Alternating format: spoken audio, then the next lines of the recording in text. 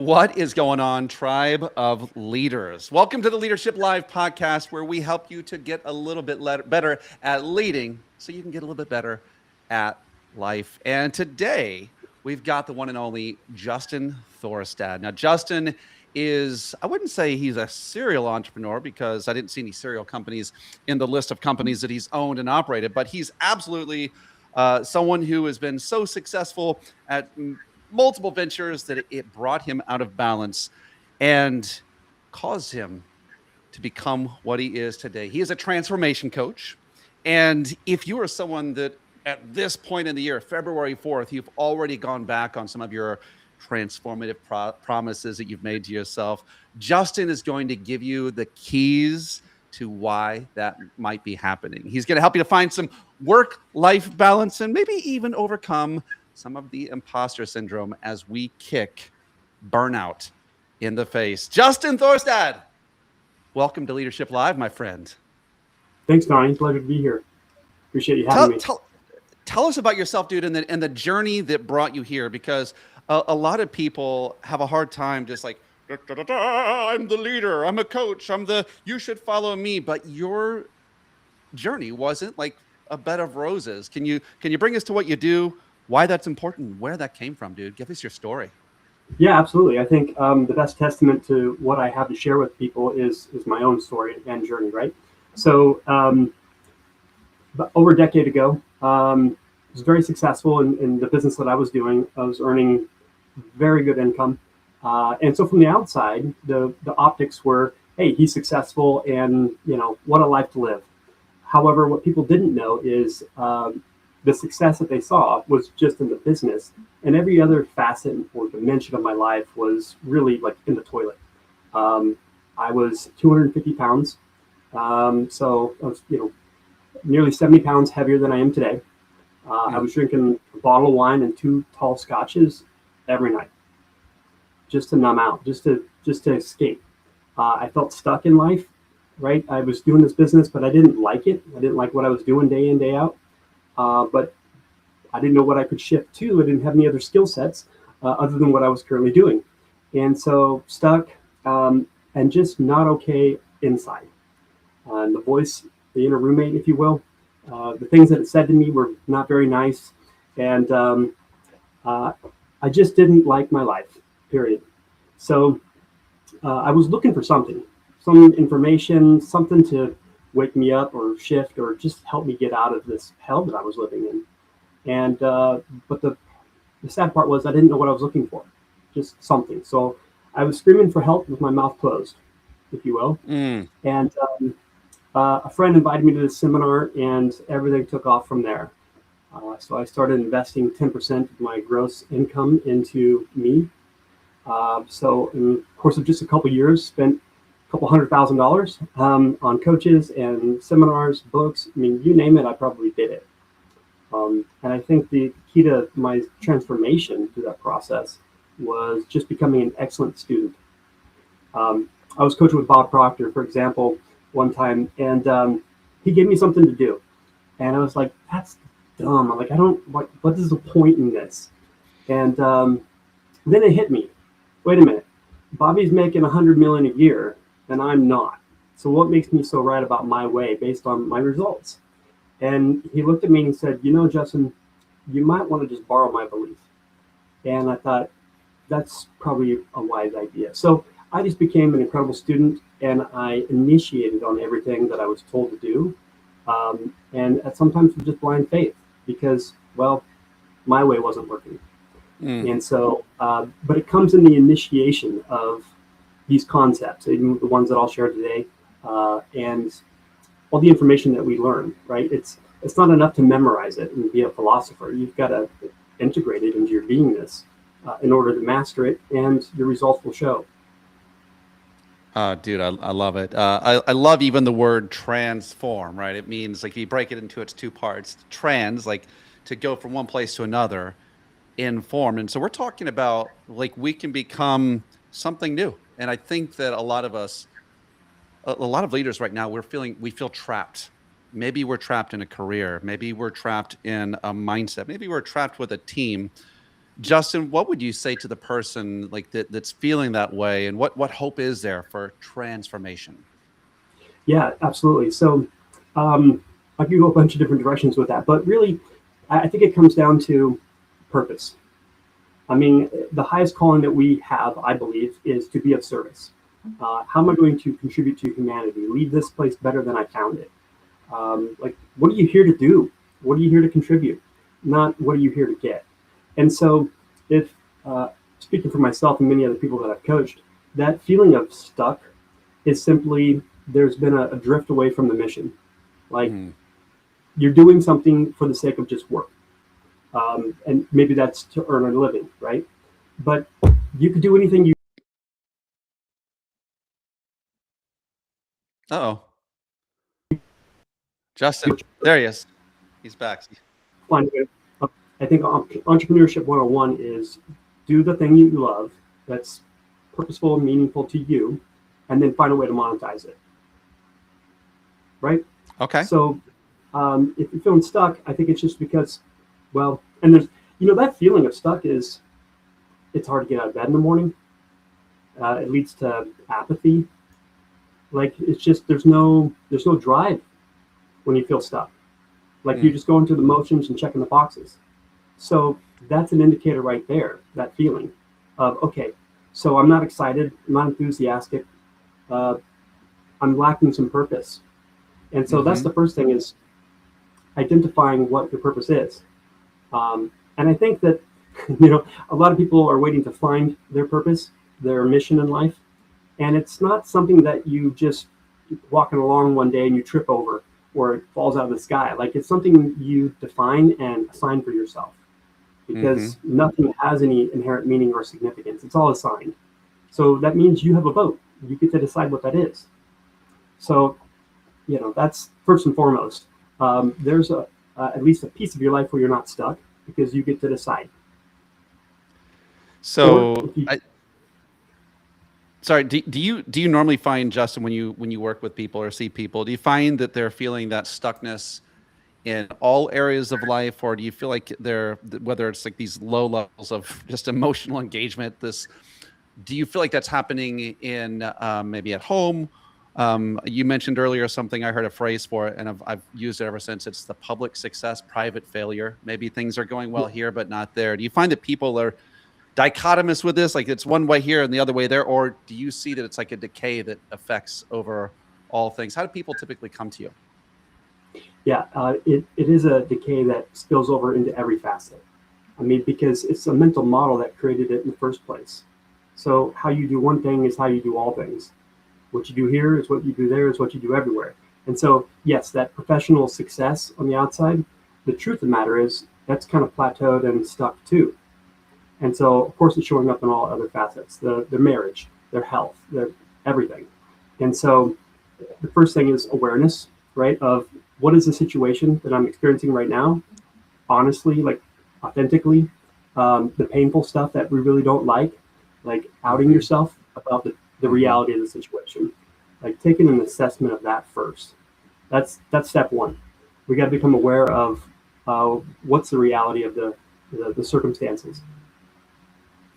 For you, Justin, by the way, for those of you who are watching, we're on a new platform here, but you can ask questions. So I think it doesn't matter what platform you're on.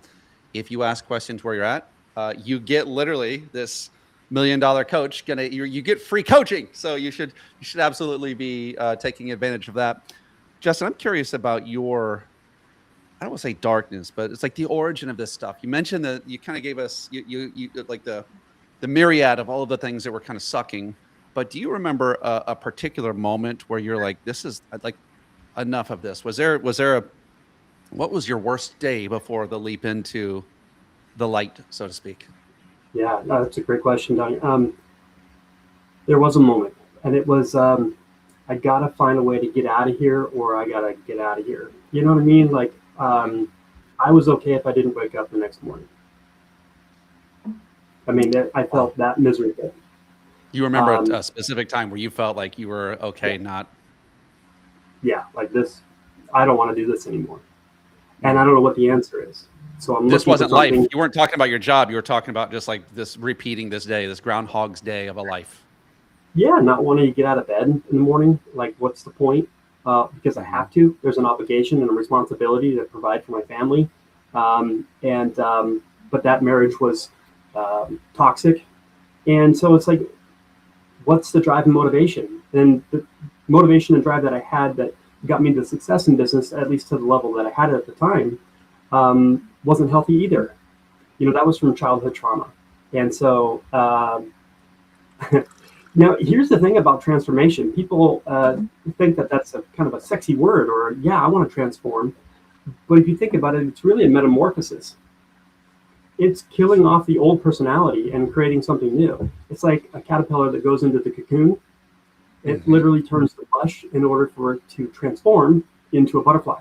That metamorphosis is highly deconstructive. I mean, imagine taking your whole reality and everything you believe and neutralizing that, getting rid of it, and creating something new. That's not an easy process, emotionally speaking. The process itself is simple, right? But it's not easy. And it takes a willing student. You got to be coachable. That's for sure. So I want to go into the idea of transformation, and I like a lot of our people, like, we need the transformation. A lot of times we have others that we're working with and they need the transformation. So we are the agent that activates them towards that. I remember, and I would love to hear maybe if you could queue up some stories in your brain of places and times where you've seen transformation make an impact on people. I remember there was this guy that I was working with, Ryan, he had to recruit to grow his insurance agency. And we went through and we basically kind of did a Justin Thorstad like identity shift. And the guy says, I am the executive recruiter. And within 3 weeks, he not only had like he 100x'd his agency because he ended up talking to some big dogs at a conference. Brad Lee signed up in his organization, like all these different, like he was rocking with some giants, and it happened so quickly because of a transformation. And true or false, this is like probably the only way, if you want exponential growth, it's going to have an identity shift. Do you agree with that? And if so, I'd love to hear like stories so we 100%. can. Yeah. Well, and first, also to give people like some framework or context, it really is about your self-concept. Like the image you hold of yourself, opinions and judgments and feelings on yourself. That's like a servo mechanism. If you think of like a thermostat in your home, on the wall, right? There's a thermostat and it has what? A setting. And its only job is to track information of deviation from the setting. If there's deviation, like the temperature set at 72 and it gets to 74, kicks on the air, bring it back to 72, right? It's like the autopilot in a jet. Same thing with your self-concept, which means then everything you experience in your external reality, nothing can be foreign to that self-concept. Like it has to be in perfect alignment. Yeah. Or we self-sabotage and all these different types of things. Like this is a concept that we've known about for quite a long time, but people don't really use it because it's, I guess, esoteric or woo-woo, so they think.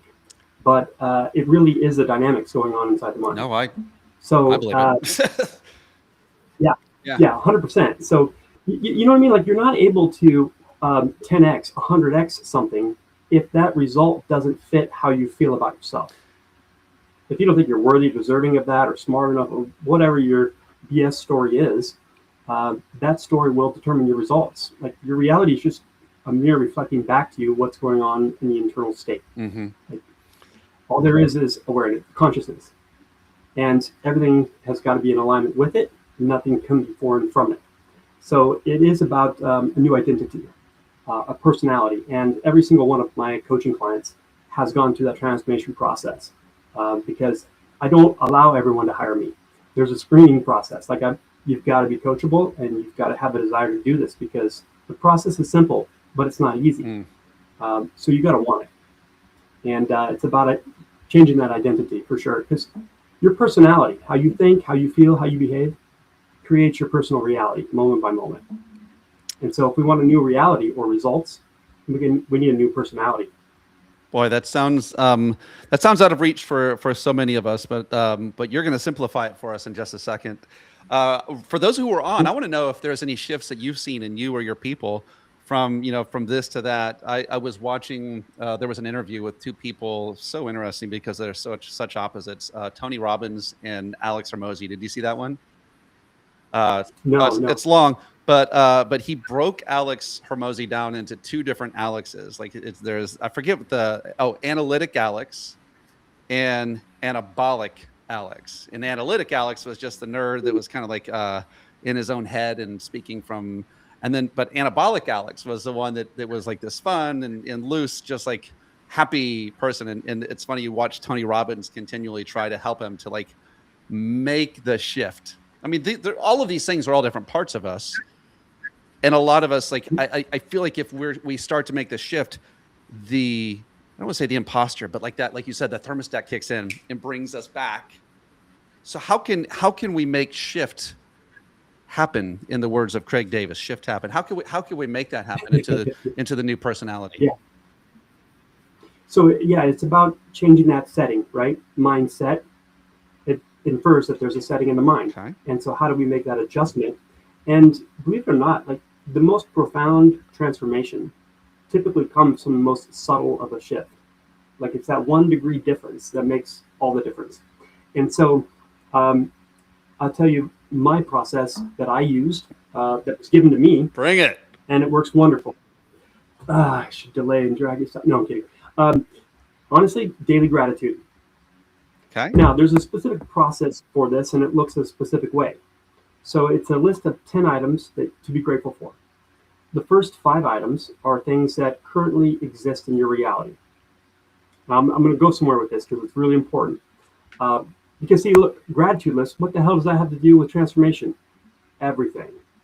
Now, the next 5 things of the 10, the bottom 5, those are things that don't yet exist, but they're your highest goals, aspirations. That's the 100x in the business, the whatever it is. But you write them out as if they already exist. Now, you're going to notice all kinds of things that your inner roommate has to say about what you're writing down. Can you tell us about the inner roommate, by the way? Like, who is this person? Yeah, that's the voice in your head. And if you say, what voice in my head? It's that one. Like, you know what I mean? So, and if you think about it, like, here's the problem with most of humanity, unfortunately, is that we've forgotten that we have dominion over our mind. It's your mind. That's not you. It's not who you are. You can observe it. You can tell it what to do.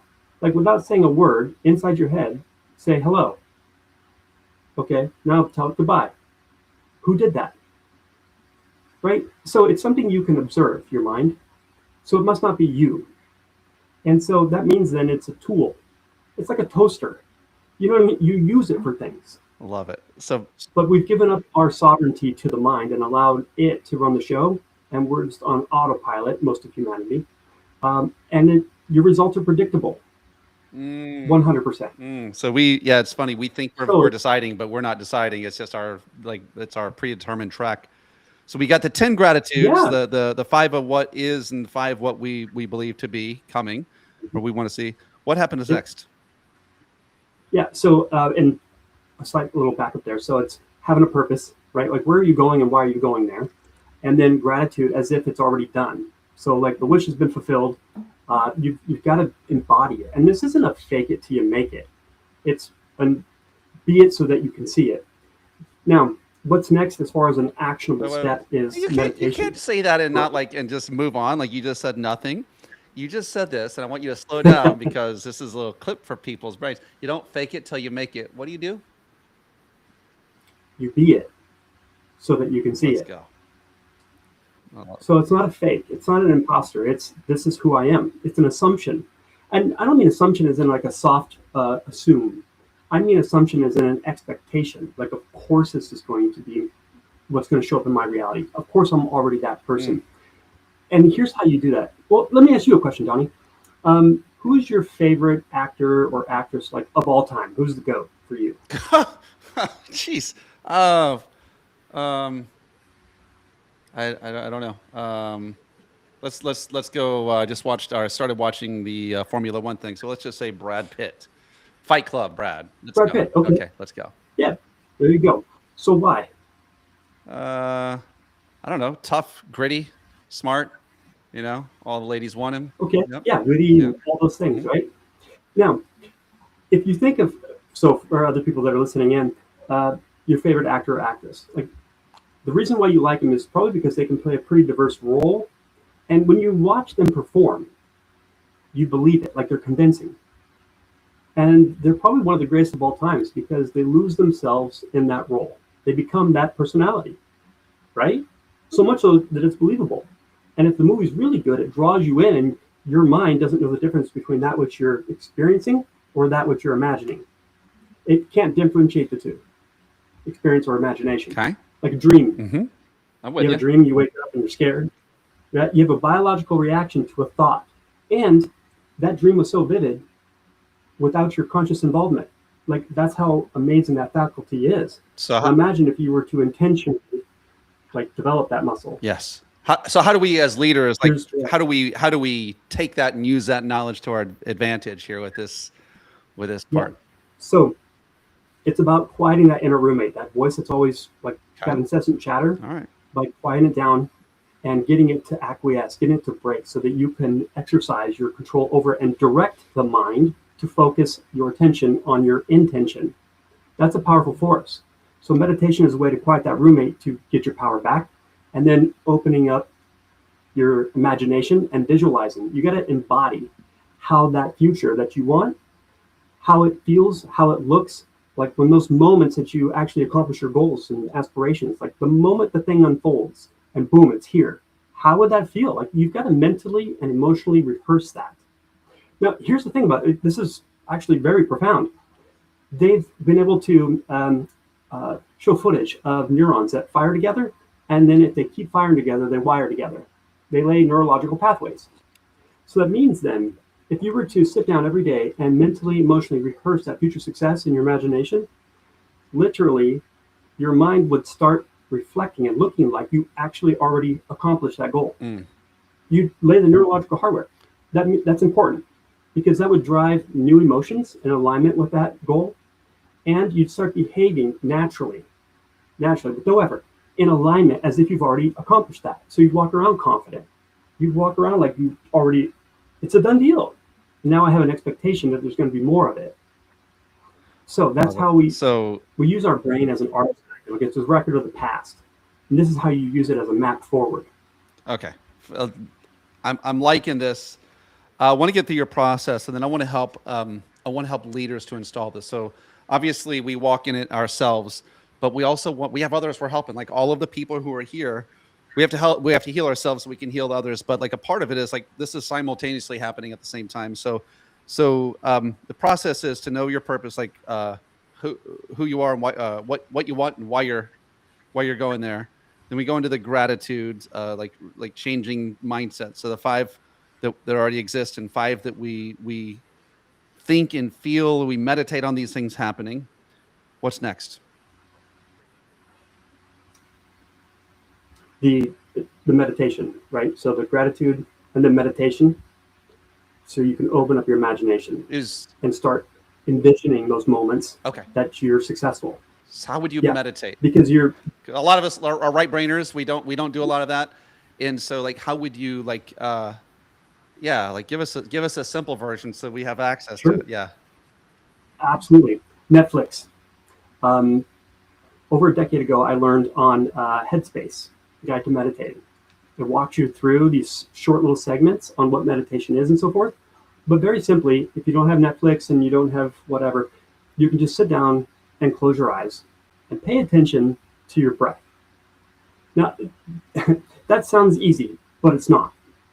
Because your mind is always going to think thoughts like, why am I doing this? So it just goes on and on and on. And the key is to just notice the thoughts and don't engage with it. Don't fight it. Don't resist it. That's just another thought. Just an ignored guest tends to leave. You know what I mean? And so when you just notice a thought and let it pass and just focus on your breath, your lungs expanding, and that's the focal point because there's no thought in that. And soon, through practice, the mind will stop talking. So it's like a puppy. If you potty train a puppy, you put it on the pad, what does it do? It walks off. So you're like, oh, this doesn't work. I can't do this. No, you grab the puppy and put it back on the pad. What does it do? It walks off. You keep bringing it back, That's right. bringing it back, bringing it back, Okay. bring it back. Like Uh, it's a practice, how would right? So how would you do? So I could imagine this doing this for myself. How would you? Let's just say you're a leader and you're saying, "Hey, have you tried this? Like, I know you have goals. Why do we want? What? Like, it's like we have to sometimes put this into a very structured place of achievement, and it can coexist in that. How do you get people who are like it's like numbers driven people to think this way, Justin? yeah, very simple. If you've got a better process than the one I'm prescribing that guarantees results based on the evidence that you've created with this process, you better share it with me. So if you don't have the results you want, that's why you're here talking with me. You might want to give up your way and give it a go Well, and just borrow my belief because clearly your way sucks based on your results. Like they're it's the only way we can judge someone is based on the results. Often harsh, it's always a fair representation, right? It's like your process is producing that result mm, that you say you don't like. hmm. And now you're saying, I don't understand what you're giving me, and I don't know if that's going to work, and all this doubt. So Welcome to your life. Like, would you say then, because you mentioned this earlier, you have to make sure for people to enter into a world of this world with you, they have to be coachable and willing to to step beyond what they know. But would you say it's also the case for if you're a manager or a leader in an organization, we also have to say we have to let there has to be a volunteering. They have to want to come along and be willing to be coachable for any of this to work as well. Like this isn't something you can just create an edict of like everyone we're going to try meditation today. It's really more like someone is asked or volunteer like into that situation. I would yeah, say. so if you're a manager of a sales team, let's say, like, okay, so how do I incorporate this into my team? Real simple. You've got to do it first. You've got to demonstrate what you're asking people to do. Like, how do you say, okay, I'm gonna have my team meditate and write out gratitude and all this stuff? Is like, whoa. You've got to have an experience of it first, so you know what the hell you're talking about, Mm-hmm. right? Because you don't really truly understand a thing until you've experienced it. Like, we can read all the books we want in the world, you and me, Donnie, on childbirth, and you get in front of a bunch of women and say, I've done my homework and research, and I get it, I ladies. did that I know what once. it's like. I actually did that. It was horrible. Yeah, big mistake. I do it all the time because I invoke something and like, okay, right, got it. So there's no way I can understand, right? Because I cannot experience that. So I don't get it. No matter how much information I memorize, I don't have the experience. So as a leader, you've got to demonstrate what you're asking the others to do. Now, but let me ask you a question, Donnie. If you were to do this process and you follow this morning ritual every single day and you start actually creating your desired results, Mm-hmm. now you have confirmation that you're a conscious creator Mm-hmm. of your reality. Mm-hmm. Your personality, the new one, Mm-hmm. is creating that personal reality. Mm-hmm. If you had confirmation of that, why would you ever miss a day of that practice to remind yourself of who you truly are and what you're capable of? You wouldn't miss a day. Because if you did, you'd go unconscious to the old programming, Mm-hmm. and that would come back in Mm-hmm. because you're not going to delete it, Mm-hmm. and it would start running the show again. And now, look out. I mean, that's the reason why you learned the process anyways, is because the default wasn't producing a quality of life that you wanted.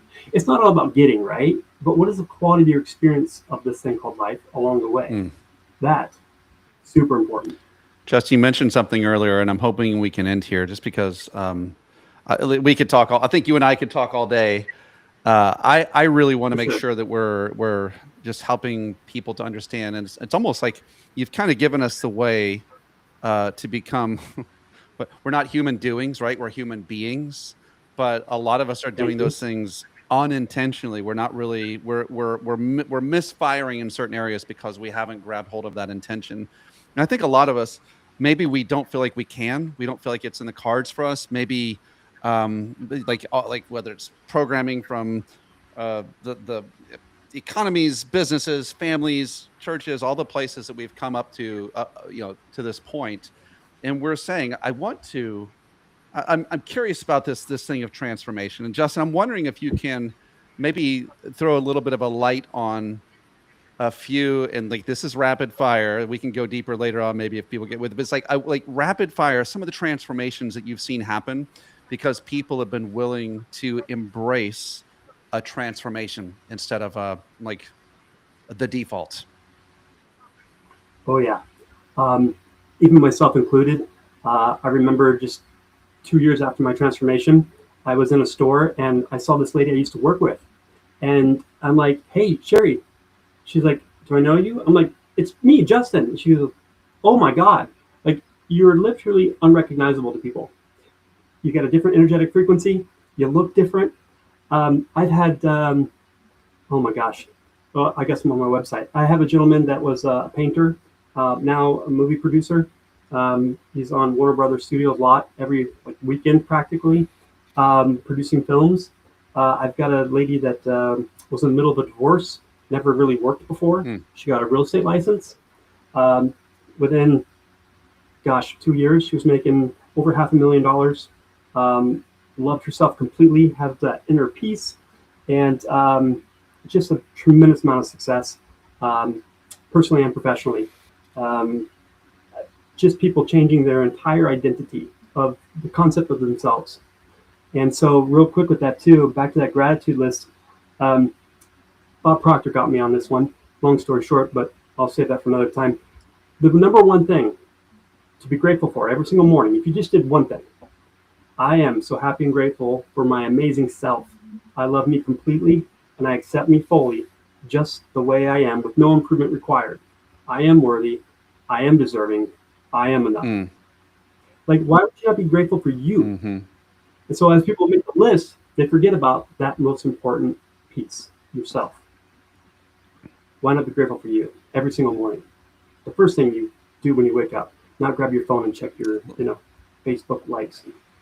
I love it. I love it. Absolutely love it. I feel like the two most important, impactful, powerful words in the human language is I am. And whatever follows those two words, man, we are absolutely creating ourselves. We just don't realize we haven't been tracking the thoughts. And I love that you've given really, I just had to yesterday, I had to my Mac needed the new software. It's like, oh, it's updating the new iOS. And that's what this is. It's like you're upgrading your operating system. This is powerful. And I've seen it. I quick story of my own. I was not excited, happy, enthusiastic. We were in the middle of what I should have been. And 3 nights in a row, Justin and I had, we have 8 kids. We had 3 of them, 3 different kids. It's just like the Christmas Carol, right? It's like 3 kids, 3 different nights came to me and said, are you okay, Dad? What's going on? Why are you so angry? Like, do you like what you do? Are you happy? And 3 nights in a row, I said, yeah. And then I realized I wasn't. And I realized it's because I thought I had to be someone that I didn't really in reality have to be. I thought I had to be I was doing a lot of sales at the time. I thought I had to be the sales warrior. And I'm like, I wasn't really succeeding for the past 5 or 6 months. It wasn't going well. And I didn't like who I was being. I just decided that I was going to become the me that I liked the most anyway. Who cares? Like, if it didn't work, it wasn't working already. So I decided I was going to become the most joyful man I knew. And that decision, and I started everything you said. I changed my passwords. I started telling myself I'm the most I told everyone I'm becoming the most joyful man I knew. And within, it took probably a good 11, 12 months for me to re-image that into my being. But I became him. And you mentioned gratitude. Like now my new one is I want to become the most thankful person I know. And I don't know everyone in the world, so it's possible, right? It's possible. Yeah, well, and it really does come from your speech, right? Like, I am the most thankful person in the world. Because, as you said, what follows those 2 words, I am, you'll be right about. Yeah? And so to say it is to confess a thing. And that comes from somewhere. So you've got to impress that which you want to express. What you practice in private will be displayed publicly, right? Like your state of being, who you are. And so what are you telling yourself? We can, I have so much to share, but I know this only goes for a certain amount of time, but this is where my inner nerd comes out, transformation. Truly. All right. Nerd out here. I'm setting the timer on. Oh man. Well, but the timer is set. It's going to go off, Justin. And here's what I'm going to ask you to do. I want you to picture I want you to picture the entrepreneur that's struggling and alone. They're believing lies about themselves. They're believing lies about the situation and the economy. They think they're less than and not more than. They're in that dark corner. Maybe even they're a public success but a private failure. There's all of these things that are these spears that are just almost like pointing at them. And I'm just going to ask you to build up this person that you love, build up this person that you are called to help. You're absolutely a champion of entrepreneurs. And so, man, give us just turn on the flamethrower, let her rip, and then tell us how we can find you. Yeah. Well, that's an incredible tee up there. I mean, really, that's what matters, right? And I'll say this to that individual or individuals: cut the shit. Like, enough. The gig is up. You don't want to be seen. You don't want to be called out, and that's why suffering in silence. But at the end of the day, like, you got to sit on the edge of your bed if you really want things to change, and ask yourself, what am I doing that's not working? Who am I being that's ineffective? And if I don't know the answer, the way out of this, why am I screaming for help with my mouth closed? Like, you got to open your asshole and tell someone authentically, like, really what's going on, to get some help. Like, if you knew the way out, you wouldn't be in the hell, right? So it is about opening your mouth to someone you trust and just saying, this is the reality of the situation and I'm miserable. That's the only way you're going to get the way out. Like, tell someone. And I do believe as a society, like men, we need a tribe. We need a safe space where we can really unpack authentically what's going on and get some support and feedback. You know, feedback isn't criticism. It comes from love and respect of, like, I care enough about you to tell you what you don't want to hear and show you what you don't want to see because I care. And so my style of coaching is very direct because I care. So you got to open your mouth, man. Tell someone, get some help, get some support. And, you know, maybe that person needs some therapy. Maybe it's just a transformation coach. But I would certainly start by reaching out. And if you don't know someone you trust like that, well, they can contact me, justinthorstad.com. Justin, thank you for making us all 2 inches taller today. Hopefully we can stand a little bit with our chest out. We can look at the person in the mirror and we can lead better. And if we can lead better, we can live better. Justin Thorstad, thank you very much, my friend. We will see you on the journey. Coming up next week, you will want to, you can find Justin right here if you want to hit those little scan buttons. And then next week, we have a really amazing guest, Penny Zinker. She's going to help you to align your mind with where you're at, shock yourself back into alignment with your goals so that you can actually perform when it's your time to do it. You're going to be able to give your dead level best because you're not going to have all of the mental garbage in the way. So thank you very much for joining us on Leadership Live. Thank you to Justin Thorstad and his group